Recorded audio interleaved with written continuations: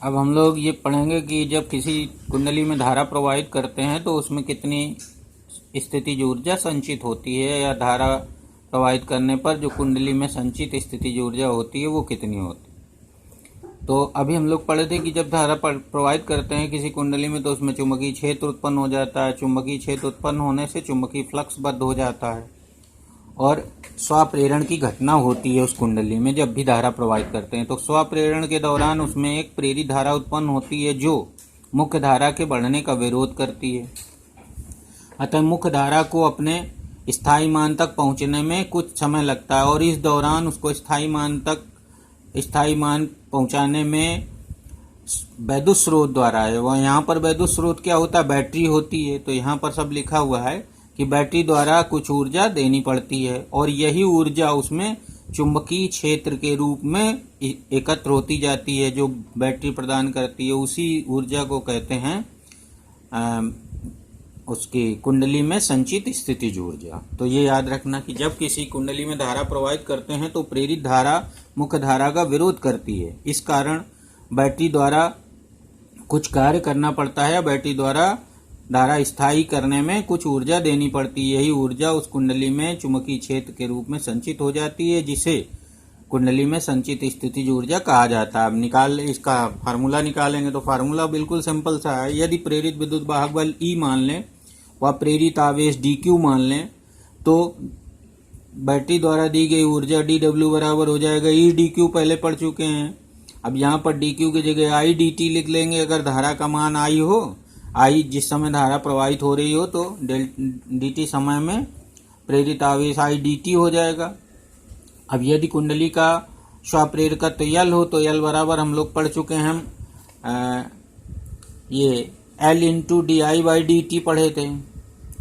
तो यहाँ पर मान रख देंगे L इंटू di/dt इस जगह पर रख दिया जाएगा E की जगह।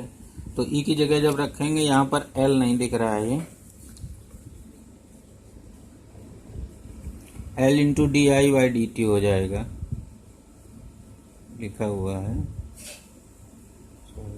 ये मॉड लगा लेंगे यहाँ पर। माइनस वैसे होता है E बराबर होता है माइनस L di/dt, लेकिन यहाँ पर मॉड लगा लेंगे क्योंकि प्रेरित तो उससे मतलब रहेगा मुझे केवल विद्युत वाहक बल से। अब यहाँ पर मान रख देंगे इस जगह पर रख लेंगे तो आ जाएगा dw बराबर L di/dt I dt, dt cut जाएगा तो ये बचेगा Li इंटू डी। अब यहाँ पर हम लोग इसको इंटीग्रेट करेंगे कि धारा का मान अगर 0 से बढ़कर I0 तक अधिकतम हो जाए तो किया गया कुल कार्य। तो यहाँ पर लिख लेंगे कि यदि धारा 0 से बढ़कर अधिकतम I0 हो तो कुल किया गया कार्य अर्थात उसकी स्थितिज ऊर्जा।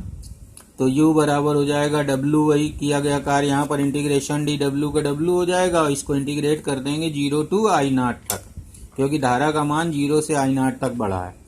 तो यहाँ पर I di और L कांस्टेंट है तो L तो बाहर हो जाएगा और I di, I का जो इंटीग्रेशन होता है वो I²/2 हो जाता है। तो I²/2 लिख लेंगे और ये लिमिट लगा लेंगे, लोअर लिमिट और अपर लिमिट। अब इसको लिमिट को ऑपरेट करेंगे तो इसको पहले यहाँ रखते हैं, फिर इसको रखते हैं तो इसको रखेंगे 0 आएगा, इसको रखेंगे तो यही आ जाएगा। तो यहाँ पर I की जगह I0 हो जाएगा तो ये आंसर आ जाएगा U बराबर हाफ Li02। तो इतना छोटा सा फार्मूला होता है। किसी भी कुंडली में जो संचित ऊर्जा होती है धारा प्रवाहित करने के दौरान जो चुंबकीय क्षेत्र के रूप में संचित होती है उसका फार्मूला होता है हाफ Li02, जहाँ पर I0 अधिकतम धारा है और L उसका स्वप्रेरण गुणांक या स्वप्रेरकत्व है। तो ये है जब धारा बहती है इसमें तो ये जो चुंबकीय क्षेत्र उत्पन्न हो जाता है तो जो इसकी स्थितिज ऊर्जा होती है वो चुंबकीय क्षेत्र के रूप में संचित होती है, याद रखना है। अब ये जो स्वप्रेरण के उदाहरण हैं इनको पढ़ लीजिएगा। स्वप्रेरण के उदाहरण, प्रतिरोध बॉक्स में स्वप्रेरण से बचने के लिए तार को दोहरा करके लकड़ी के बेलन के ऊपर लपेटा जाता है ताकि स्वप्रेरण की घटना ना हो, क्योंकि दोहरा करने पर दोनों तारों में धारा की दिशा विपरीत हो जाती है, इसलिए एक दूसरे के प्रभाव को निष्प्रभावित कर देती है और स्वप्रेरण की घटना नहीं होती। ये बना हुआ है चित्र, इसमें दोहरा तार करके लपेटा जाता है।